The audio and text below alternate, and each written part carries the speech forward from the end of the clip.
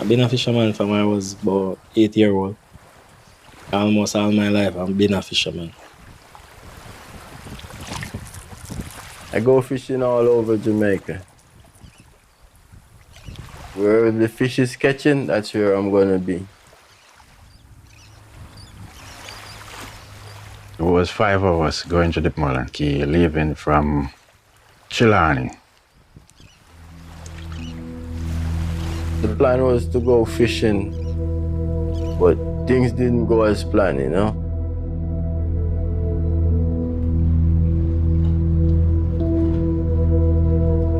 In the night, we leave out to go fishing.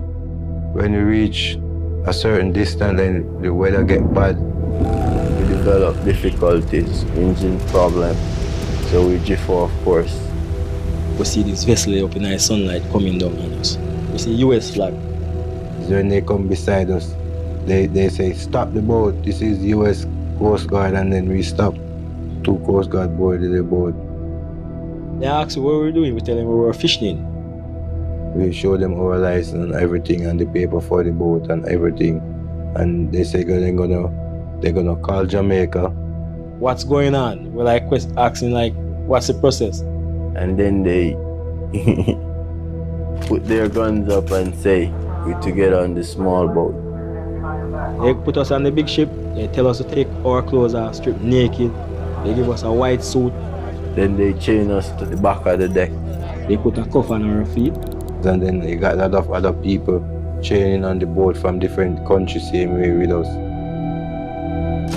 And gradually, you see a big fire. They destroy everything in fishing gears. They shoot up the boat, they light it and sink it. Burn our boat. Then take us to Cuba.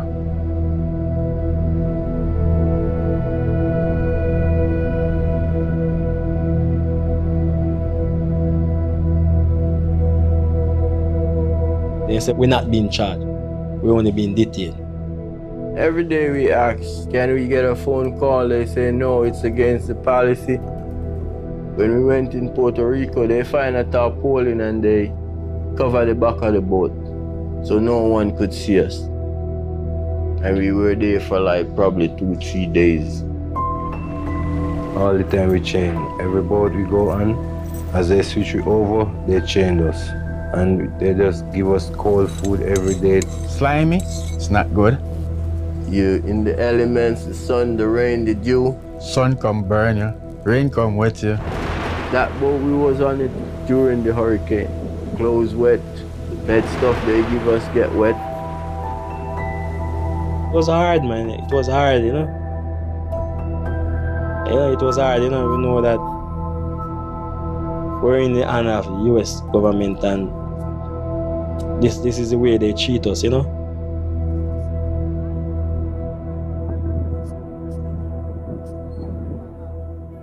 We were treated like we are garbage. We're not qualified to come inside. So that's all we were on the vessel all the time. It was dramatizing, you know. Sometimes you could remember it. It comes back to your mind, you know, like the treatment, what you go through. Everything was right. It come like I just lose my mind completely. Everything was just... It make me feel like sometimes I will jump overboard too. Enough time I think about jumping overseas and just forget about life. But sometimes I think back on my kids, them. I just try to stay strong to see them again, you know.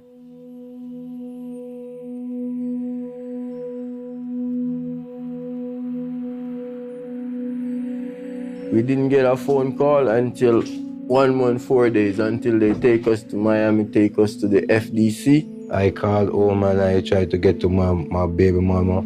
I didn't get to her. I tried to get to my brother and I didn't get to him. And I get to my cousin and she answered the phone and she said, oh God, thank God you're alive. The first time I called, it wasn't Ann that I got to, it was her daughter. She burst out in tears immediately when she heard my voice. I was all over in tears. I couldn't talk. I was like all crying.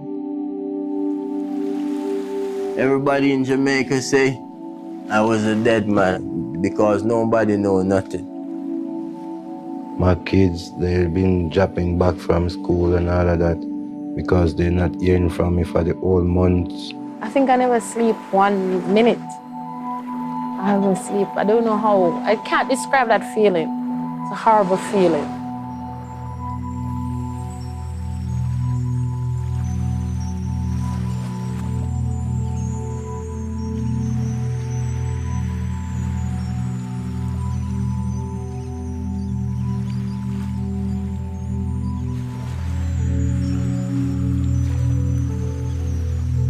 We know we're not guilty of nothing.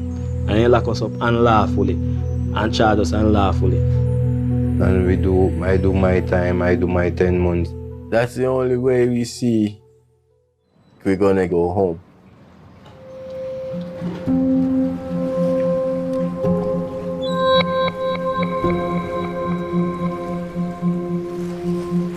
You ever been somewhere after a storm? And when you look, the whole place strange, the place trashed. Yeah, that's how I come home. I gotta start all over, pick my life up, you know, fix the pieces. Come back to Jamaica, we don't have nothing. I lose everything. I lose my boat, I lose my fishing gears. I have to try to start all over. And it's rough.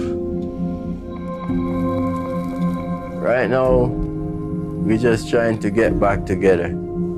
Get a new start, see if we can build back the crew, you know? But each time you think about them things, it's like, it just break you. Yeah, it's just break you. You still leave back a memory in your brain, you know? What you've been through and all of that, you know? I was going to do something to help myself and help my family. And it wasn't nothing illegal. It was fishing. There is no human rights out there. They treat you like animals.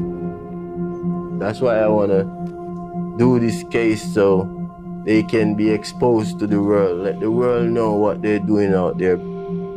That's the question I want to ask the court. What's the reason for that? If there's a law for that, I want to know if it's against the law to hold a man 1 month before being charged him. I want some answers. I want to know how. How did this happen? And why did this happen?